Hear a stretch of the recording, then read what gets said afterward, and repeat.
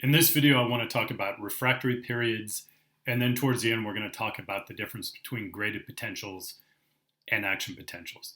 Refractory means stubborn, kind of like the gentleman standing in the middle of this picture, and it's the point at which we cannot have another action potential. Absolute refractory period suggests it is the time frame where another depolarization event cannot occur until that cell is fully depolarized. Certainly, the underlying mechanics of it are important. That is to say, the sodium gated channels actually have two gates that need to reset themselves. But I think it's sufficient enough for us to interpret it as the cell fully repolarizing. So until the cell has repolarized, it is in the absolute refractory period and it cannot have another depolarization event. There's something known as a relative refractory period where we can have another depolarization event, but it's going to require a stronger stimulus. So let's take a look at it. So in this graph, what we have right here is an action potential. We've looked at this in a few of our videos where we can see resting membrane potential, graded potential, depolarization event, repolarization event, hyperpolarization, and back to the resting state. In purple here, we have what's known as the absolute refractory period. And as I suggested at the outset, that is the time frame where another depolarization event cannot occur. It is because we're waiting, the neuron is waiting for gates to reset, but I think it's sufficient enough to suggest we're waiting for the cell to return to its resting state. If a cell is going to depolarize again, it must always fully repolarize. And that's what the absolute refractory period is suggesting. The absolute refractory period takes roughly 1 to 2 milliseconds. With neurons, that's variable with other types of cells, and we'll talk about those later. In green here, we see what's known as the relative refractory period. And this is in the hyperpolarized region right down here.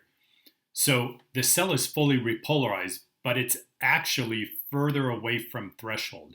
So it's going to require a stronger stimulus. So the relative refractory period, we can have another depolarization event, but it's going to require a greater stimulus. During the absolute refractory period, there are no chances of having another depolarization event during that time.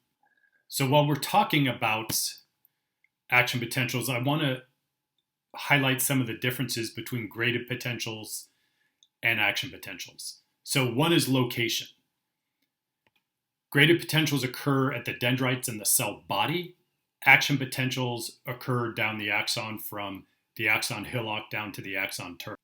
Graded potentials are variable in strength. That is to say, you can have a weak stimulus, which will result in a diminished depolarization event. So just so we're clear, graded potentials have a depolarization event, as do action potentials. But if there's a weak stimulus, there's going to be a diminished or less strong depolarization event.